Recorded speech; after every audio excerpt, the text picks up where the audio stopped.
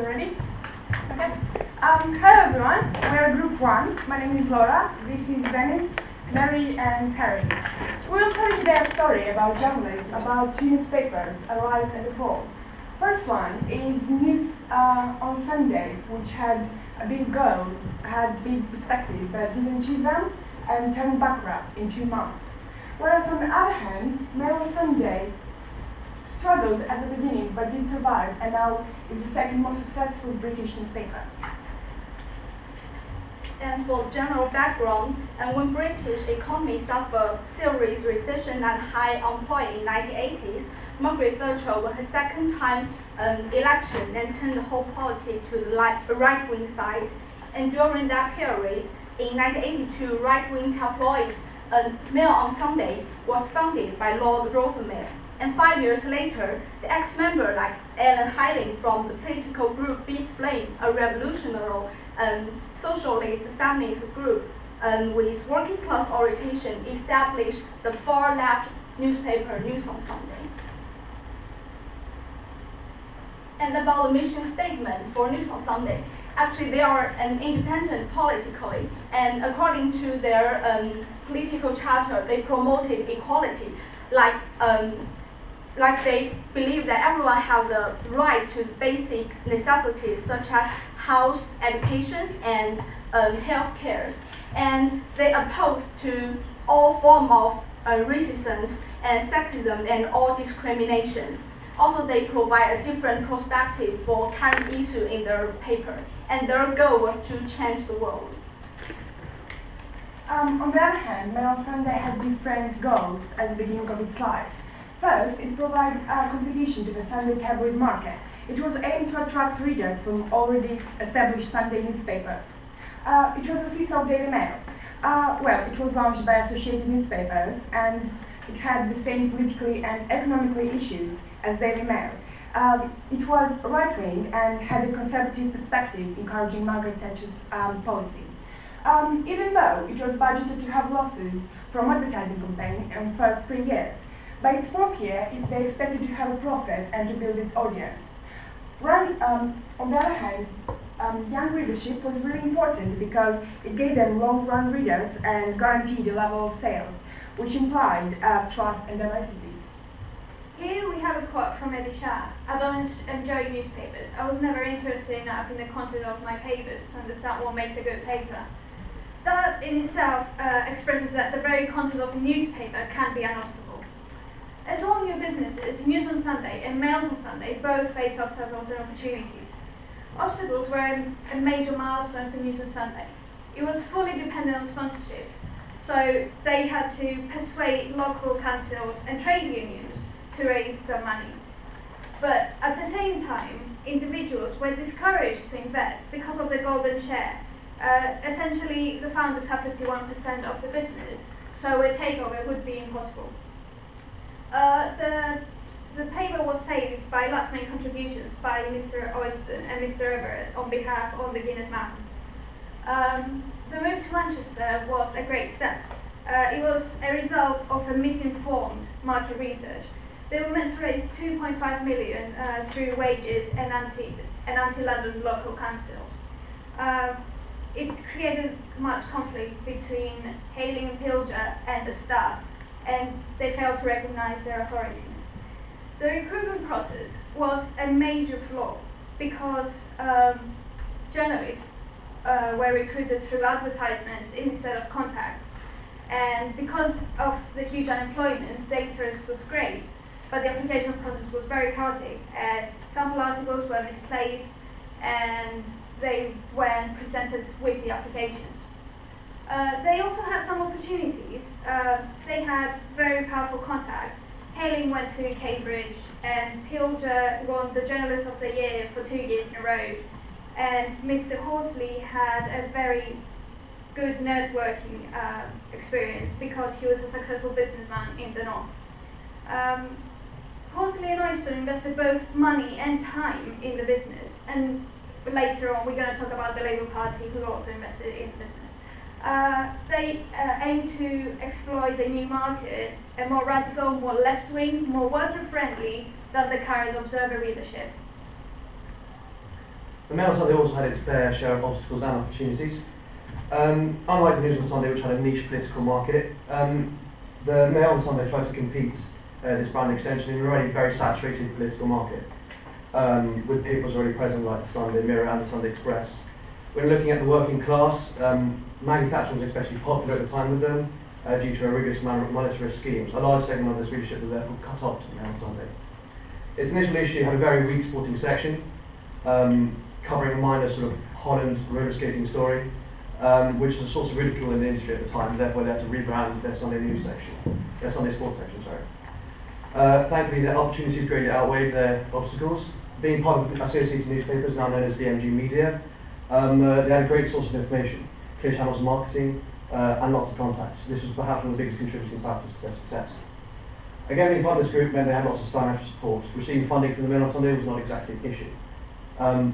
They had lots of sponsors and a large capital budget to start off with. Again, being part of this group and being a sister paper to the Daily Mail meant they could share their resources, which meant they didn't have to deal with the exponential production costs which are often come with building a newspaper. They were also able to bring in key experienced members like Sir David English after the initial struggle with the paper. He redesigned and relaunched the Mail on Sunday, and over a period of 3.5 months managed to halt the decline, and circulation rose to 840,000. They also had big marketing campaigns possible, with large opportunities, with massive budgets to allocate to promotional campaigns, receiving national attention, and also going to cover this later in the slides. Successes and failures depended on how they tackled obstacles and opportunities. News on Sunday had an abundance of weaknesses.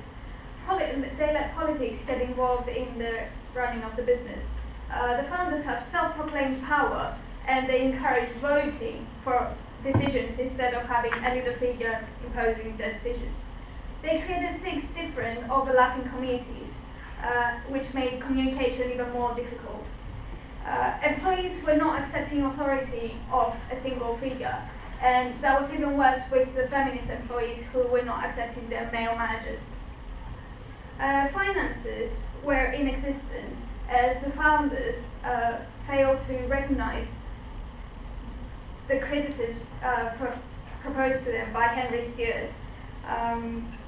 Hailing, the situation was so bad that Hailing had to go to a health clinic 2 weeks before launch. Pilger had a fellow with Sutton. He was the editor-in-chief, and he left during a very crucial period for the company. He left contacts to be appointed by Sutton, but Sutton failed to do so effectively. When he returned, his power was not recognized, and therefore 2 dummies were produced, one by Pilger and one by Sutton. Sutton's one was far more inferior, and instead of the founders just firing Sutton on the spot, they encouraged him to produce one like Pilger. This resulted in Pilger leaving the business, and subsequently he went on to negatively advertise it in the public. Moving on to the inexperience of the Labour, I think this video speaks for itself. Had you ever worked on a tabloid before? No. And had you ever worked in personnel before? No. Had you ever been editor-in-chief of a national newspaper? No. Had you ever been sales director on a national newspaper? Never. Had you been the editor of a national newspaper before? No. You said you knew how to do spreadsheets, but you'd never actually worked within a company, looking after the finance of the company before in that way? No. So you never had a job in computing before? No. Had you actually had a job in marketing ever before? No, but again, it's the sort of skill you pick up. You became the chief executive. I became the chief executive. Was that a job you'd ever done before? No. Moving to Manchester was a great mistake for the company. The labour pool was very limited, and the projected income was obviously not raised, and it moved away from all news and contacts that were in London. Moving on to brand failure, they tried to gain acceptance with this bold campaign. Don Juan. I have your truth. So does News on Sunday. A new paper that's on our side. News on Sunday will have football, snooker board, tennis board, hockey board, In fact, pages and pages of sport. And it'll expose everything. Except girls on page 3. So, you want the naked truth instead of naked women? Read News on Sunday. This Sunday. The notice by a lot of false campaign was not meant to go out in public, but it obviously did. And it was going against the Sun when they essentially had the same target audience. They failed to give a high enough percentage to newsagents, and therefore the newsagents withdrew goodwill of the paper. The content lacked radicalism, was very dull, and was irrelevant, and that was apparent in the first edition, where they had a person from Brazil selling his kidney. They had a success though. They realized all the failures, and they called in a business fireman, Mr. Barker. But because the employees couldn't accept his authority, he failed to act effectively. In comparison to News on Sunday, Mail on Sunday had a flourishing future despite its first struggles. Next, I'm going to give some examples and answers and how and why it did succeed. First of all, is variety and content. Well, after not reaching its target and having big losses in its first year, the new editor, David English, was brought in. He managed to redesign completely and to relaunch the Daily Mail, the Mail on Sunday, sorry. It added 3 sections. First, a cookery book, a color supplement, and lastly, You Magazine, which is a women's magazine, which includes fashion, beauty advice, health, food recipes, and others. Besides that, the tabloid had relevant politically and economically news. An example of that are the events on Falklands, which were on the front page of the paper. Second is experience and management structure. Opened as a sister of Daily Mail, the Mail on Sunday had the support and reputation of associated newspapers. The initial proprietor was Lord Rothermere, who also was responsible for the relaunch of Daily Mail as a tabloid. He managed to change Mail on Sunday by bringing new journalism and new editors, one of them being Stuart Stephen. Stuart had the experience and knowledge behind him because he first was a political reporter, diplomatic correspondent and foreign editor to Daily Express before becoming an assistant editor at Daily Mail in 1972. During his time in charge, the newspaper circulation grew from 1 million to 2 million. Financial security. As I said before, it was launched by Associated Newspapers. The Mail on Sunday held all the necessary resources to establish itself on the market. It had a big advertising campaign. For example, just in 1984, it spent 15 million on advertising. Big money was spent as well on new features and new magazines. With financial support, it could employ good employees, it could use the best technology available on that time, and also could use the same office with Daily Mail. The last one is strong marketing. It broadened its audience for including the You Magazine, Event Magazine, which includes articles on books, arts and culture, and managed to improve its sports section. It managed to reach its target of 1.6 million copies a week in 4 years and succeeded to attract 50 million in advertising during 1986. An example of its successful campaign was the Battle of Sexes. It contributed to the increase in the total advertising revenue by 8% in 2007. And this is the video. From the dawn of Monday to the setting sun of Saturday, an epic war rages.